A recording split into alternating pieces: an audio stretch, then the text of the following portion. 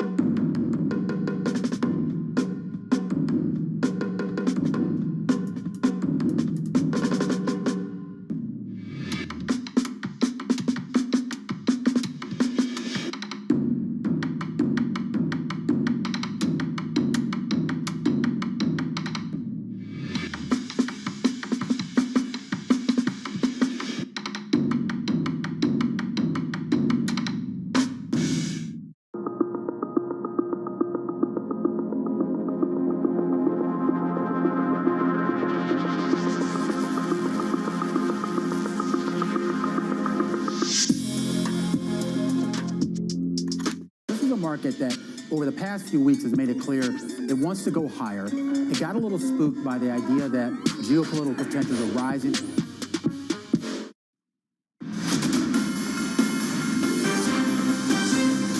Election 2020, thank you so much for joining us in this early American morning. And yes, futures put it on, up 55, now up 71, and perhaps it's that small calculus we saw in Georgia, an adjustment. Mr. Trump's still ahead in Georgia, but Mr. Biden gaining nicely here. The gap is down. My brain has forgotten, down to 18,000 between them. That is an ever so slight gap as they count votes in Atlanta. Now a real treat for us. Kenneth Rogoff, of course, has been a huge supporter of our work over the years, the Harvard professor and former head of economic research at the International Monetary Fund. I consider his book, The Curse of Cash, to be the bravest book of economics of certainly the decade, if not of many years beyond that. Ken Rogoff, I want to talk about the curse of two Americas, the partition that this election divides. We seem to get farther and farther and farther apart. What is the policy prescription to bring America together? Boy, that's a really tough question. I mean, certainly from an economic perspective, we need to have a better social safety net in the United States. I think the COVID-19's really exposed that. But there are broader questions, really big questions, of how to regulate tech, how to regulate tech's control over media, which is, I think, a big contributor to this divisiveness in the country. And you know, whoever is president, certainly seems like it's going to be Joe Biden. This really needs to be something they need to focus their attention on. I think that, to me, is the underlying problem. The underlying problem is one of productivity, but it is almost the application of the benefits of our economy against almost what we call, Ken, rent seeking, where the elites are literally not stealing it away, but just taking their fair share and then some. How do we switch that tone, that attitude? Well, I mean, I think there needs to be a better social safety net in the United States. I think that's been really clear for a long time. And at the end of the day, some of this has got to be higher taxes, more government services, more transfers, or if not more government services, more government subsidized private services. I think that would go a long ways towards calming the country down. But I don't know, because you go to, other countries in the world and you certainly see a lot of the same thing. Globalization has made the world more equal. Don't forget that. I mean, Thomas Piketty said it was, it created great inequality, not if you count all citizens of the world the same, but within countries, the benefits, have not been shared equally. There has been study after study showing that the emergence of China in the global economy has been a big contributor to inequality in the United States and Europe. And you have to have, right, some measure to counterbalance that. What's so important here, Ken, is to understand that Francine Lacroix in London has Piketty over her left shoulder in her shot that we have. I mean, it's very important to understand that Lacroix is totally read in on these matters. Francine? Professor Rogoff, I'm not sure how to follow that. Professor Rogoff, I mean, the concern is that, some of the prescription that you've just laid out very coherently and very, well put, just is not what the Americans want. Certainly not if the Senate goes to the Republicans. So even if you have a Democratic president, are his hands tied for uniting the country? Are they tied for any kind of social equality going forward? Well, it's certainly going to be harder to have change, and it's not over yet in the Senate, from my read, that if the Democrats end up getting both of the Georgia seats. But certainly if the Senate had moved, we would see a dramatic change in policy, something very, very decisive experiment. And now I don't know what, if the Senate stays in Republican hands, unless one of the Republicans strays. I mean, that their majority is thinning. They lose one person, and suddenly the Democrats can have their way. So we don't know know what lies ahead. I'd like to see, certainly in dealing with the pandemic, for them to do something, because this is a natural catastrophe. They're not debating stimulus. They're debating people dealing with the disaster. But what does the election, it's so close, right? It's razor thin, no matter really who gets it. What does it tell us about what kind of democracy the Americans want? Well, I mean, I think Americans want the democracy that they have. They want democracy. I'm not sure that this election is showing that democracy isn't working. I'd say just the, contrary, that President Trump has said he won't respect institutions and the rule of law. Looks like he's going to be pushed out anyway, no matter how he tries to resist. The media had, this very one-sided election for reasons we can discuss, where the pollsters, were just way off, but by maybe even worse than 2016. The media was way off. And, it shows there's a democracy working. I don't look at this election and say democracy is working. Ken, I got one final question. This is really, really important. One of the great moments we've had in our history of doing economics is you and Joe Stiglitz joining us at Davos on the same stage. And of course, this goes back to all the debate ages ago about global and international economics. You know, Ken Rogoff, that you and Joe Stiglitz are on the same page, that getting out of a debt disaster is about the little g. It's about the growth rate.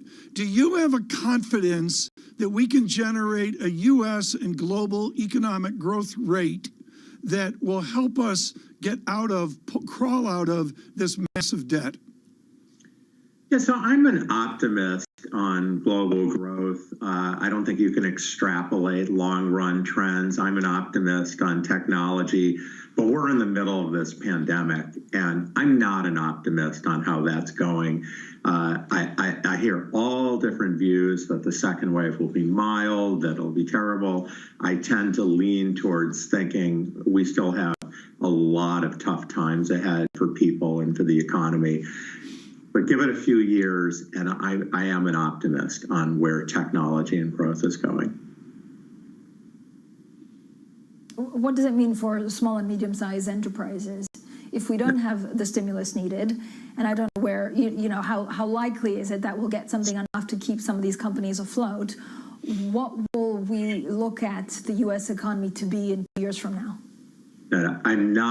I'd be very clear, I am not optimistic on what's going on right now. It's a disaster for small and medium-sized businesses. It's a disaster for competition. It's a disaster for all the people who've lost their jobs and are having trouble finding things. I'm really talking about the 20-year future of technology. But right now, I think it's going to get worse before it gets better. A lot of regions may see double dips. We don't know how the virus is going, but I hear all views. I tend to be still quite concerned. And no, I'm not trying to say there's going to be great growth soon, or certainly the right way of thinking about it is, when will we get back to where we started? And it is going to be, I think, at least till the end of 2021, maybe longer. Ken Rogoff, thank you so much for joining on this historic day for America. Professor Rogoff at Harvard University, I can't say enough about is the curse of cash. So much going on the data front. Futures up 64, and yes, yields have advanced lower yields in the last 10 minutes. With our first word news in New York City, here's Ritika Gupta. Thanks, Tom. Joe Biden is just one battleground state away from becoming the next president of the United States. Biden already won 2 key prizes in the Midwest, the states of Michigan and Wisconsin. That puts him at just 6 electoral college votes away from the 270 that he needs. His best chance appears to be in Nevada, where he holds a lead over President Trump. And for the president to be reelected, he would have to win all the battleground states that haven't yet been called. President Trump's team is pursuing a contradictory legal strategy. The president is trying to stop vote counting in states where he's ahead, but he's demanding counting or recounting where he's losing to Biden. The president has repeatedly claimed that there's widespread fraud in voting by mail. The tightly contested election is putting more pressure on the Federal Reserve to support the economy. Policymakers are not expected to announce a shift today when they conclude their two-day meeting.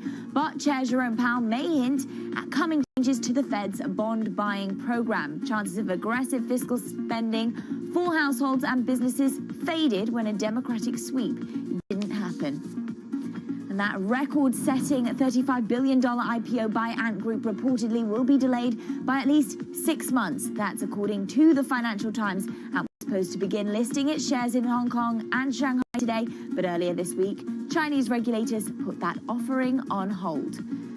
Global News 24 hours a day on air and at Bloomberg Quick Take, powered by more than 2,700 journalists and analysts in more than 120 countries. I'm Ritika Gupta. This is Bloomberg. Francine, Tom. Ritika Gupta, thank you so much. This is important today. At 2 p.m., there is a Fed meeting. Scott Minerd of Guggenheim Partners scheduled to be with us. It'll be most interesting on the election front. Okay, maybe the Fed meeting's off the radar, but it is always important to our global Wall Street audience. Scott Minerd at 2 p.m. Futures up 63. Stay with us. Election 2020. This is Bloomberg.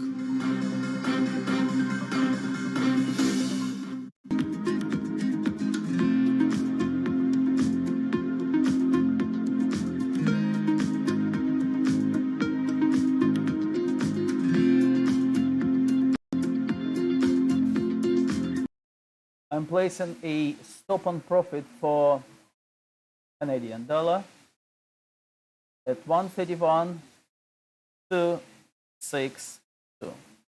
Sorry, 242.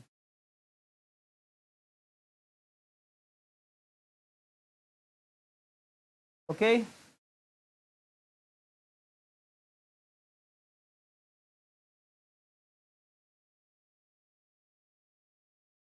Very unusual times and enormous difficulties getting groups of people to agree on things. From Bloomberg's European headquarters in the City of London, join us on Leaders with Lacqua.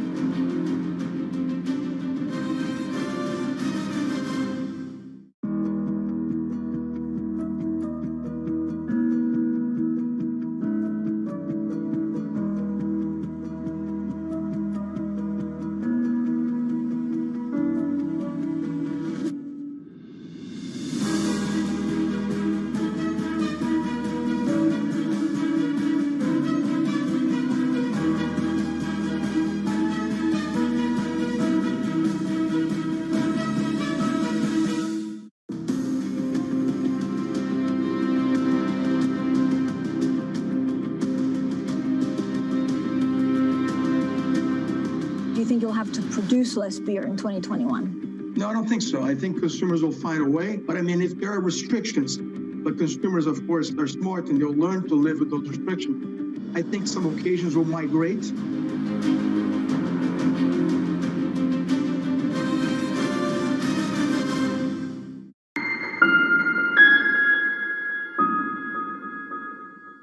Is Bloomberg.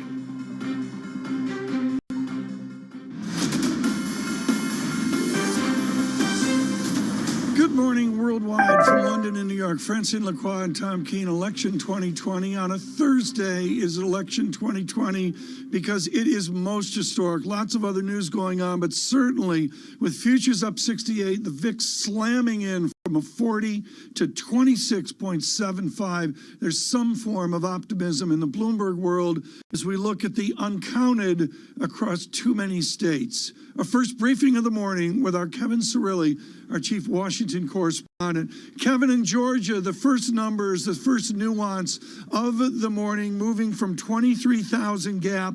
Mr. Biden catching up now only 18,000 votes away. Can Mr. Biden catch Mr. Trump in Georgia?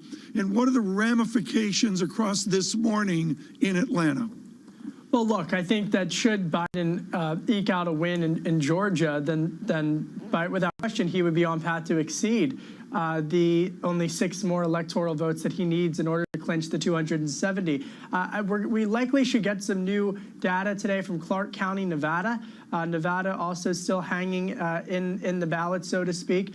So from that front, I would anticipate some new data from Nevada, 6 electoral votes. If Biden wins that, he gets to.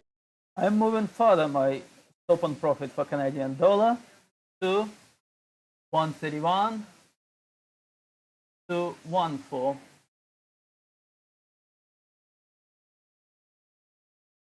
Okay, it's moved 131 to 14.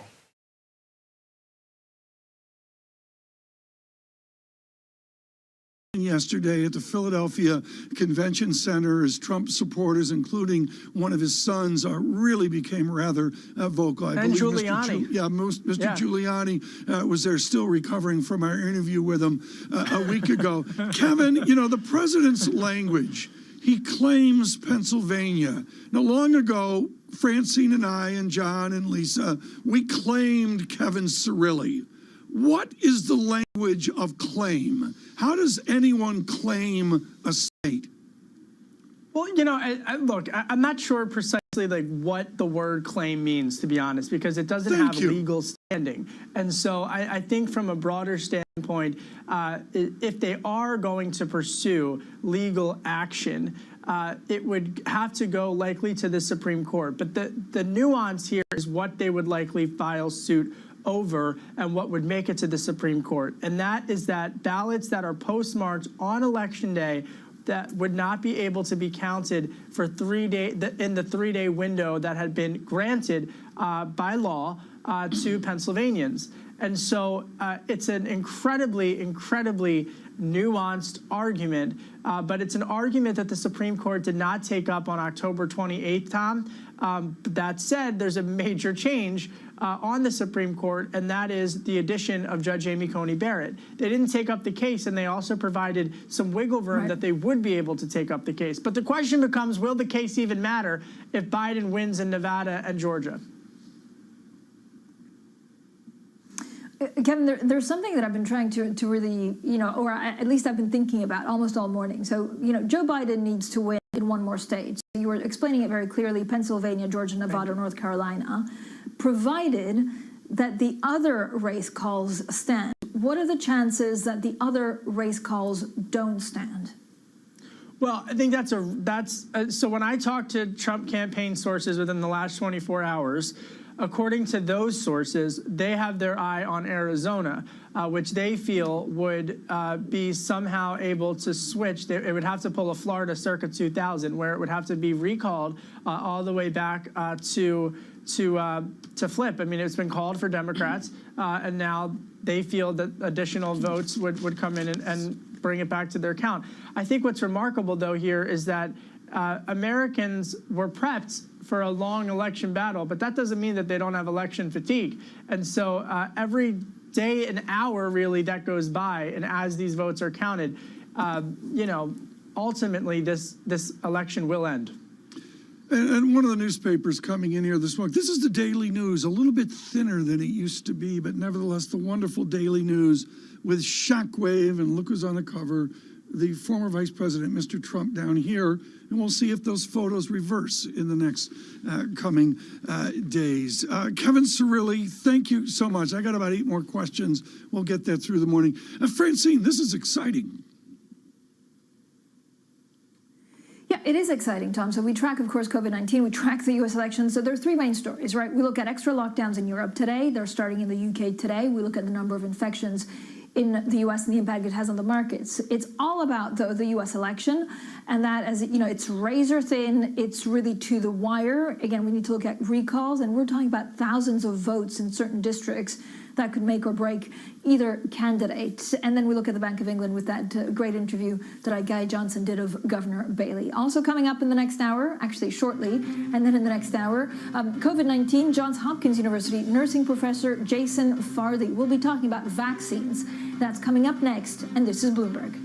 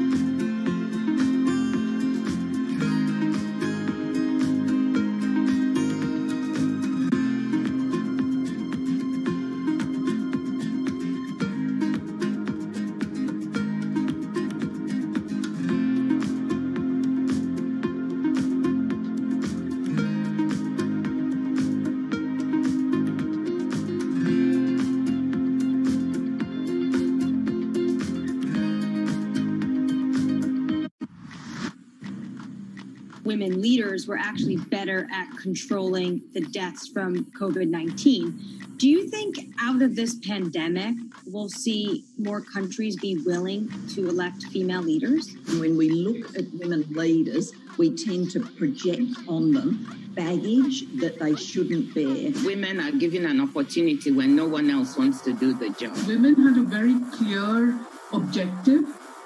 They wanted to save lives. The women leaders, if you look at their careers, have also built up a level of trust. In fact, women have to be better at communication in order to be elected as leaders, whereas this doesn't hold true for men. We need to get those sexist stereotypes out of our head and give women a fair run for leadership. Trying to change the stereotypes about women is not only the business of women, but men have to be part of it. Welcome to That's Debatable, an interactive series on today's most pressing issues. The resolution this time, is a U.S.-China space race good for humanity? We'll hear from both sides. The competition, if you look at the past, led to innovation. A whole new arms race could start. And we'll get your perspective too. Help from the artificial intelligence of IBM Watson. I'm John Donvan. Join us for That's Debatable, presented by Bloomberg and Intelligence Squared, Friday on Bloomberg Television.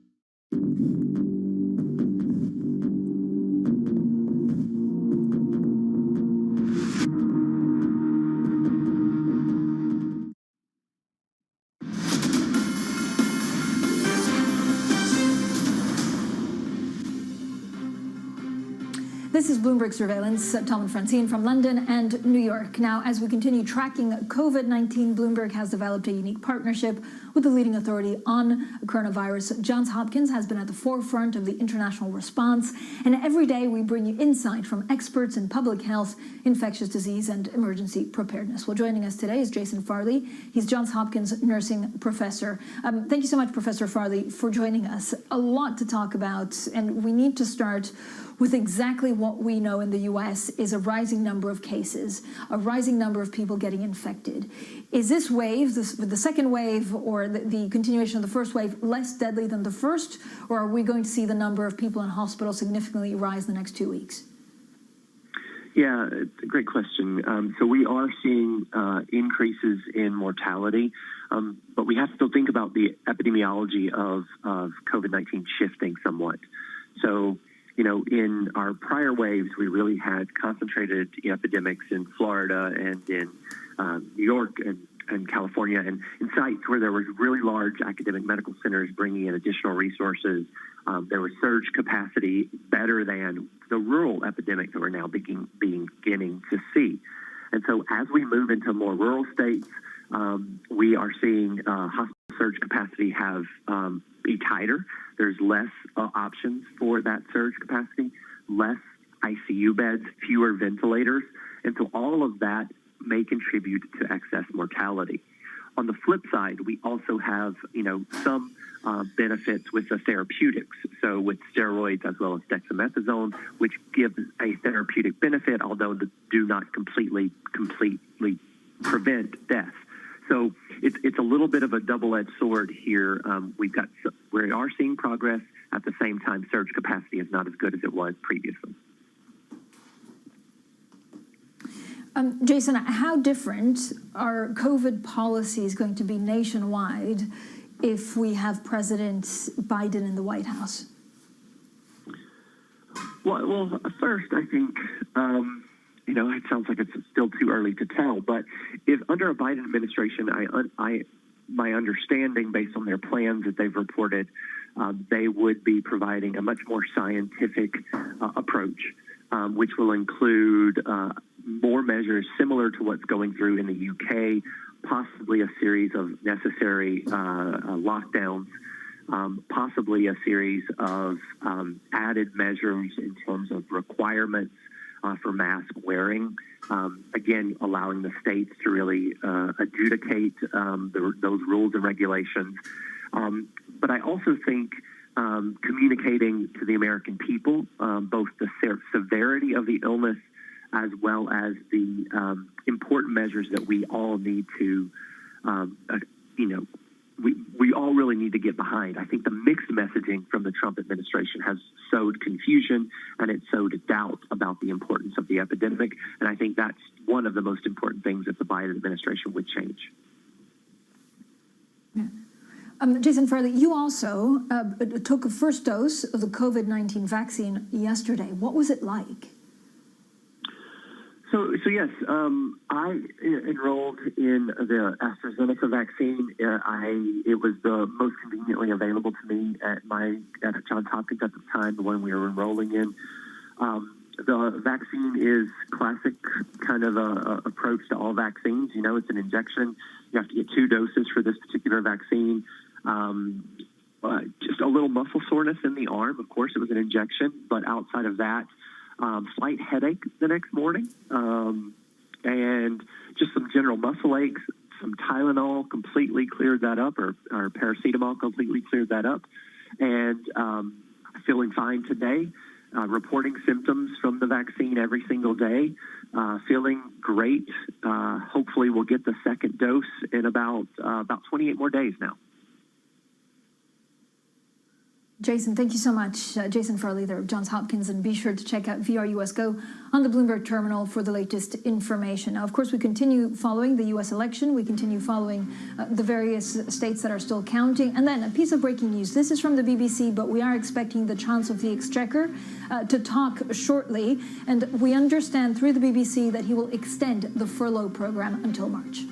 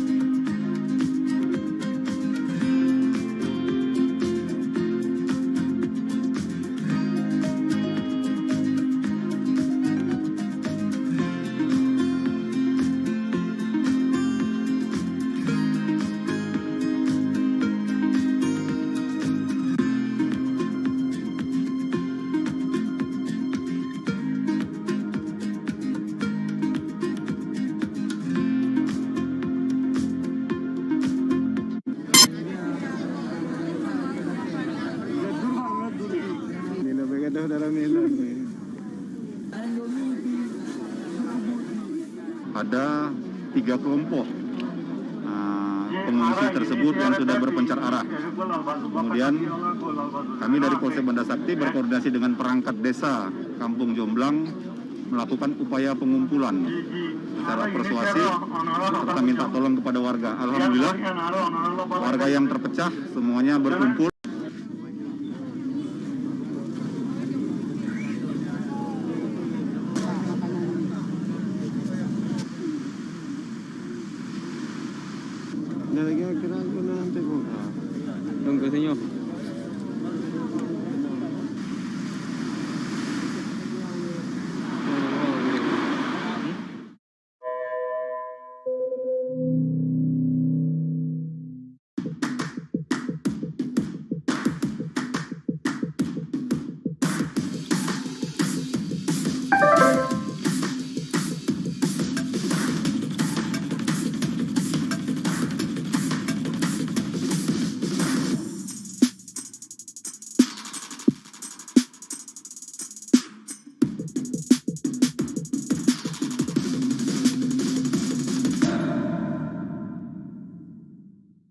I think what we've seen during this period of time is that communicating via video is not a fad.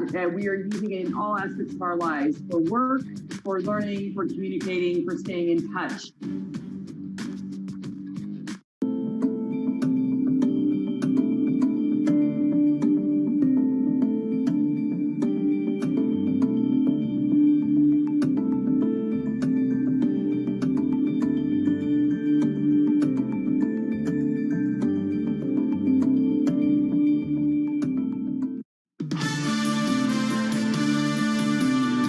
patience is the real key here, and what the market wants to see is something that is orderly. We could be still living in this uncertain environment around the stimulus for a while. The biggest downside risk is that we get divided government and gridlock. The Senate is even more important. That's where fiscal stimulus comes into play. That's where taxes come into play. The consumer is very nervous. The longer the uncertainty, the more the stimulus talk is going to be delayed. People are going to worry about growth again. This is Bloomberg Surveillance with Tom Keene, Jonathan Farrow, and Lisa Abramowitz.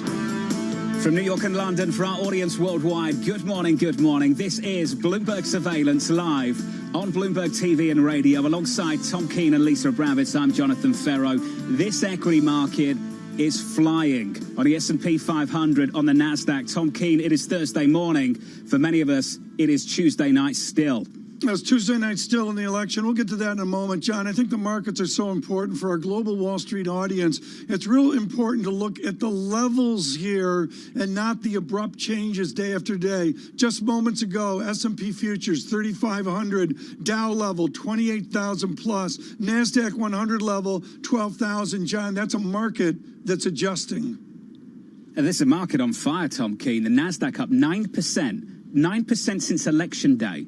3 days, NASDAQ futures up 9%, Tom. Can you make sense of some of this price action? Absolutely I know we can not. find nice little neat narratives, but to see the equity market up this much is pretty impressive. You know, we can pontificate about it. Lisa will have all the answers on, you know, the why we're moving up so much. But, John, look at the yield market. Just in the last hour, yields come in. I will note, John, that of all the political debate this morning, the one little tea leaf was in Georgia. Mr. Biden narrows the gap with 96% counted.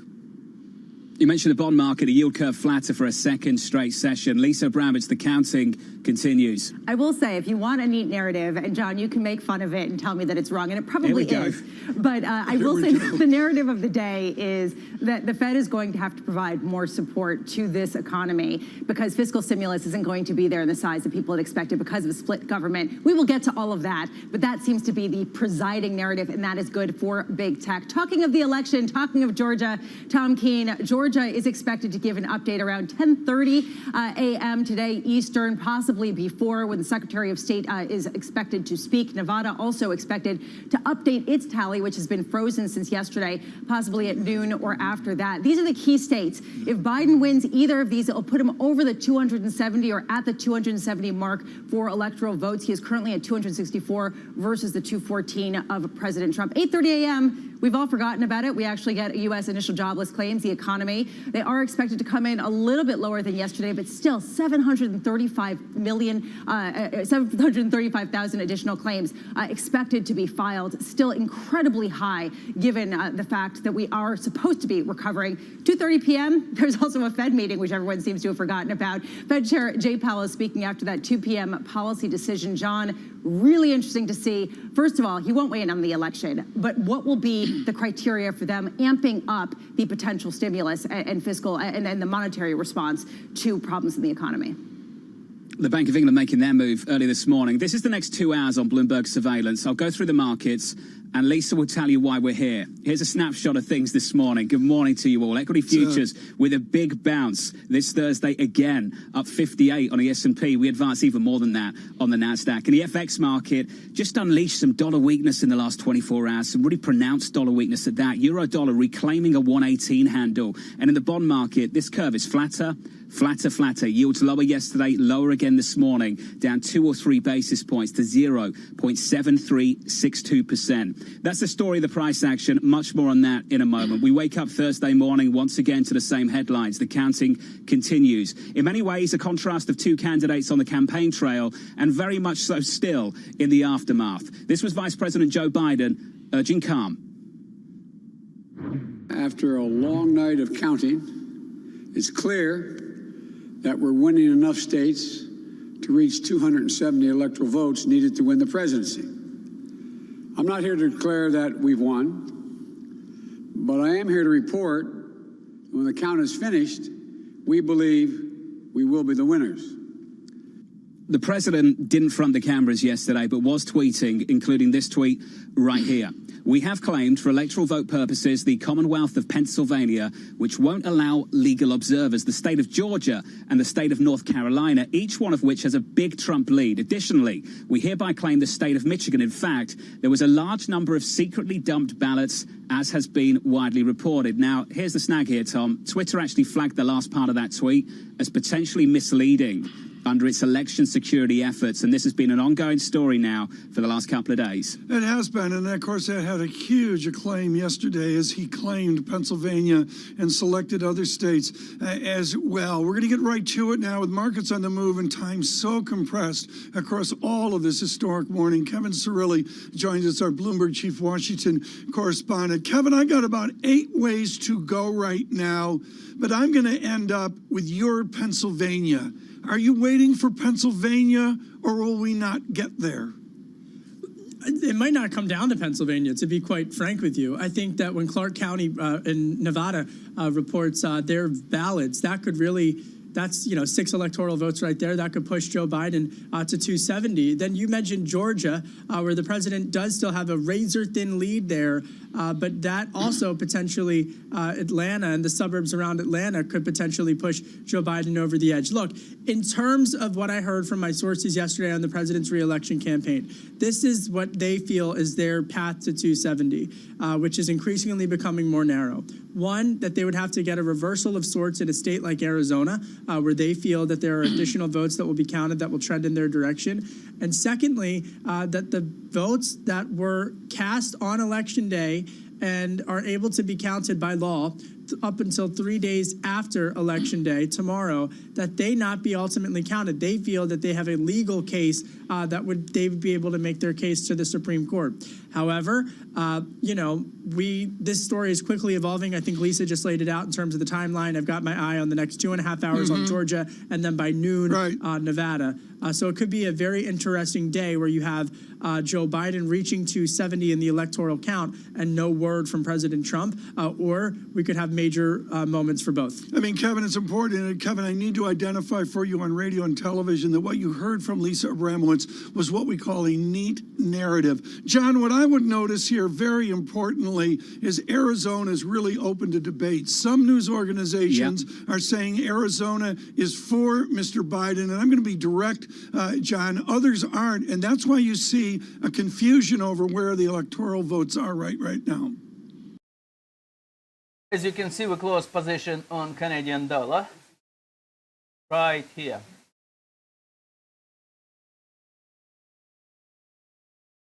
Yep.